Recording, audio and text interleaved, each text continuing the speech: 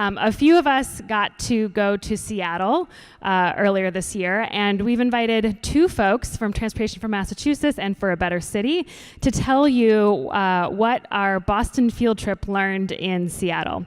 And I will say that I'm expecting you guys to also be just as good as everyone else who came up here. Okay, I'm Catherine Carlson with A Better City. I'm Angela Johnson with T for Mass. And as Stacy mentioned, we are here to talk about Seattle.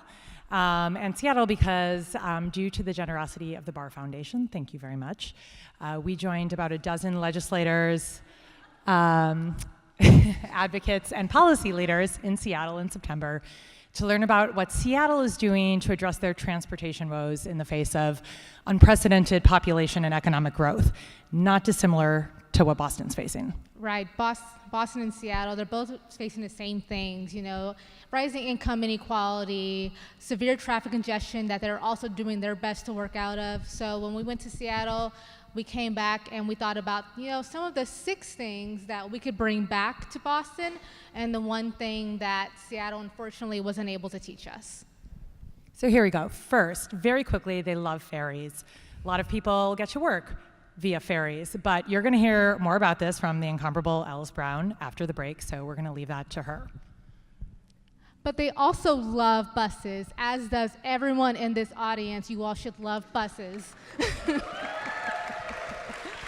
But Seattle is very much, they very much love their bus system, and they prioritize their bus system. And when you prioritize your bus system, people will ride it. So the city continuously reinvests in making sure that they have the best bus system that they can provide to their riders. And in fact, in downtown Seattle, 70% of people commute by public transit, walking, and biking. And of that 70%, 47% are commuting via public transit. That means bus and light rail. This was really important. They work across agencies. What we found in Seattle was that they're very quick and open to piloting things, whether it's a bus rapid transit, whether it's a separated bike lane. They're willing to do this, and they're able to do this because they all talk to each other across the local, regional, and state agencies. They trust each other. In fact, a lot of them have worked together in the field over the years and across the various agencies. And that we really found was able to get piloting done, whether it was bus rapid transit or dockless bike share. And the collaboration keeps going forward, because when we talk about transportation equity, it's never just about transportation. It also goes into how people live their lives. So transportation equity means you must also think about social services, public health, housing, economic development, access. And so SDOT, Seattle Department of Transportation, has created their own transportation equity program that has borne the Orca Lift being an income-based low-income fare for residents who need it, as well as creating their own transportation equity manager who oversees the success of this new program. But when we also talk about equity, that means we also have to tackle some very difficult and sometimes divisive topics, such as congestion pricing, or as we call it, smart tolling. Which Angela has very kindly given to me to talk about, but this is very exciting. So Seattle has horrible congestion. We know we have some horrible congestion here. They, very similar to us, know that they can't afford or have the space to build their way out of this. So they decided to try to price it and see what they could learn. In 2015, or you can go back. In 2015, very quickly, they started congestion or smart tolling in their high occupancy vehicle lanes. So this is how it works. If you're a bus or you're a 3+ person carpool, you get to use those lanes for no fee. Great. If you are not one of those and you want to opt into those lanes, you can pay a fee. And that fee varies from 75 cents when not many people are using those lanes to $10 when a lot of people want to use those lanes. You can choose, and those prices are updated every 5 minutes based on the traffic conditions. This is what it does. One, it pulls people out of the general purpose lanes who are willing to pay a bit, and therefore frees up space both in the general purpose lanes while utilizing what was underutilized space in the HOV lanes. The third important thing is it raises revenue to actually help maintain these roads and fund innovative programs. So how's it working? Nothing's perfect. Like we said, they love pilots and they're trying this, but the thing that's most exciting for both me and Angela, and hopefully for a lot of you, is that bus ridership in this quarter is up 5% because these buses are moving faster.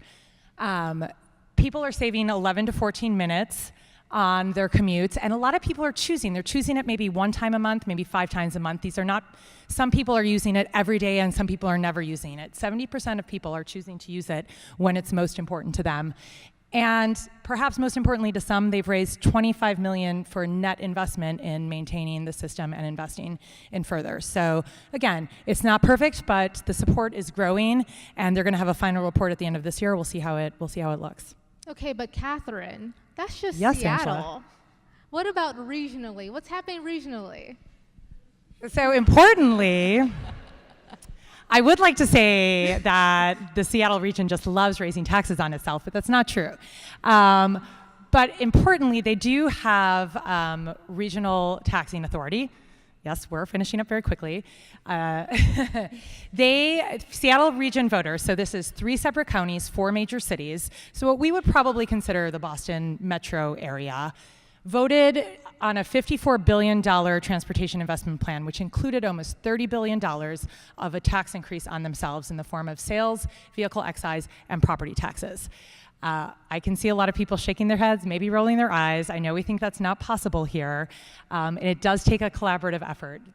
Behind this effort was the business community, it was the environmental community, it was the labor community, it was the transportation advocates all coming together to say, transportation investment is really important in our region. We all have to figure this out together, and we all have to probably pay a little bit to make it happen. And they did it. They won, and they're investing in light rail and express bus service over the next 10 years with this $50+ billion. So that brings us now to the one thing Seattle was unable to really prepare us for, and that is dun, dun, dun. Amazon. Raise your hands if you are absolutely tired of hearing about Amazon. Thank you, I'm so done.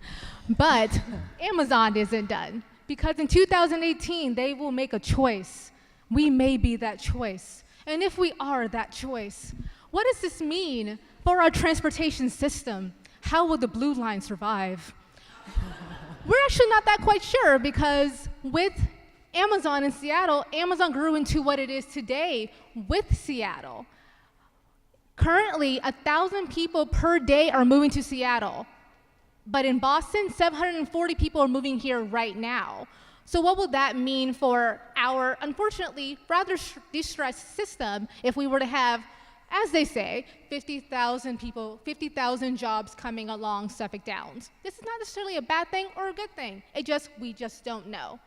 So, in short, Seattle has taught us how to think strategically about ferries, holistically about equity, critically about smarter tolling, regionally about partnerships, actively about pilots.